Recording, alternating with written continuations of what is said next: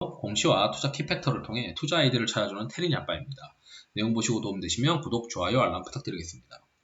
SBS를 이제 1분기 때 제가 말씀을 드렸었는데, 그때 당시에는 제가 생각했을 때는 실적이 이제 턴어라운드 할 수 있는 구조적인 어떤 요인도 있었고, 외부에서 봤을 때는 중간 광고 도입에 대한 이슈, 그리고 KBS 수신료에 대한 어떤 수혜 이런 것까지 기대를 했었는데, 여지없이 몇 가지가 빗나가고 말았죠. 특히 이제 KBS 수신료 인상은 제가 봤을 때 좀 불가능해 보이고, 그 다음에 이제 중간 광고 도입은 다행히 6월 달부터 시작을 하게 됩니다. 그리고 지금 현재 이제 도쿄 올림픽이 하냐 마냐 뭐 이런 이슈들이 계속 불거지다 보니까 도쿄 올림픽을 제대로 개최하지 못하면은 SBS의 3분기 실적은 크게 좋아질 만한 가능성이 없어요. 그러다 보니까 주가가 1분기 때 빌빌빌빌 할 수밖에 없었던 것이죠.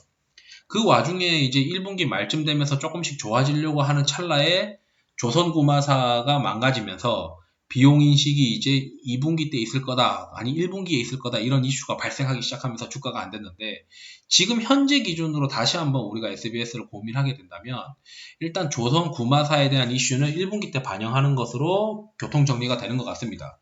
그렇다면 1분기 실적이 최악으로 이미 어느 정도 다 반영이 되고 나면은 2분기 때는 QOQ로 광고 경기가 좋아질 것이고, 보통 2분기가 성수기니까, 그리고 3분기 때는 중간 광고 도입 효과, 그리고 도쿄 올림픽에 대한 효과, 이렇게 발생을 하기 때문에 지금부터는 SBS를 좀 봐도 되지 않겠느냐, 이렇게 지금 말씀드리고 싶습니다. 우선 6월 달에 이제 중간 광고 도입이 3월 30일 방송법 시행령 개정안이 의결을 했다라고 되어 있어요. 그러다 보니까 6월 달부터는 실적이 이제 구조적으로 올라가게 되는데, 연간 한 100억 정도의 효과가 기대된다라고 되어 있습니다. 처음에 이제 이때 당시 4월 1일 날 보고서 쓸 때는 조선구마사에 대한 어떤 실적 반영은 2분기 때 있을 것이다 라고 이제 생각을 하는 보고서가 있었는데, 오히려 이게 더 시장을 짜증나게 하는 일이죠. 왜냐면 안 좋은 걸 다 받고 가는 게 차라리 낫지, 또 질질 끄는 게, 그 실적이 계속 질질 끈다는 거는 주식을 꼭 사고 싶은 어떤 요인이 좀 사라지게 만드는 요인이었는데, 다행히 이제 4월 13일 날 보고서 보니까 조선구마사 관련 손실을 1분기에 반영을 하는 것 같습니다. 그렇다면 이제 이 애널리스트가 생각했을 때 1분기가 비수기인데 100억 원에 육박하는 이익을 창출했다고 하면은 SBS가 굉장히 사업을 잘하고 있는 것이고, 조선구마사가 없었더라면 이제 1분기 때 한 100억 정도 했을 것이다 라고 보는 거죠. 그렇다면 조선구마사를 반영을 하고더라도 별도에서 실적이 한 영업이익 50억 정도 찍는다는 거는 2분기 때 퀀텀 점프 하는 것이 맞는 것 같다라고 이제 이야기를 하는 것 같습니다. 그러다 보니까 2분기에 대한 컨센을 또 상향을 조정했어요. 이 정도 실적 비수기 때 나오는 건데 조선구마사 아니었으면 2분기 때 당연히 실적 좋아지는 거 아니냐. 거기다가 6월 달부터는 중간 광고 도입이 있다. 이제 이런 것들을 다 반영을 해서 2분기 실적 좋게 만들었을 거고, 3분기 때는 이제 도쿄 올림픽 관련된 실적이 있을 것이다. 이렇게 제 생각을 하는 거죠. 그래서 보면은 방송 광고가 1분기 대비 2분기 증가합니다. 그러다 보니까 이쪽에서 광고 수입이 있다. 이렇게 보고 있고,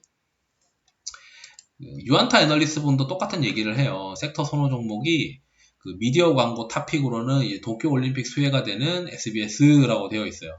그러면서 쭉 밑에 가면 SBS에 대한 보고서가 따로 있는데, 여기 이제 SBS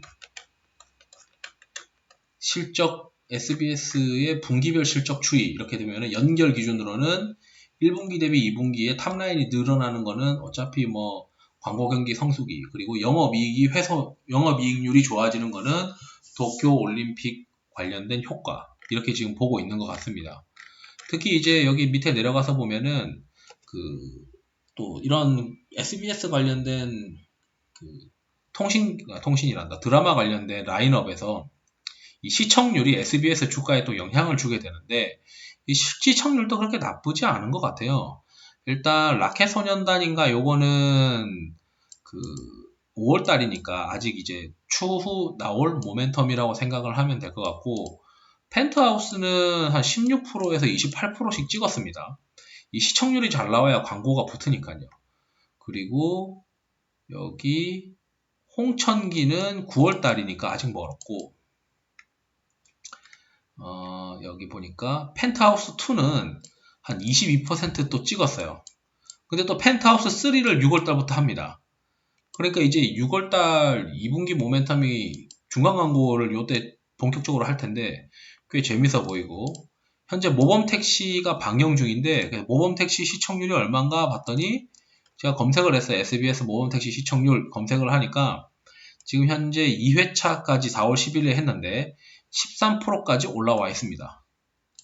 그러다 보니까 SBS가 그래도 금토 드라마에서 13%대면은 준수하게 잘하고 있네. 이제 2회잖아요. 여기는 이 평균과 최고가 있는데 지금 10%대로 시작했다는 거는 그 못해도 이제 10% 중후반의 어떤 시청률이 나올 가능성이 높아 보이는 게 SBS의 모험택시인 상황입니다.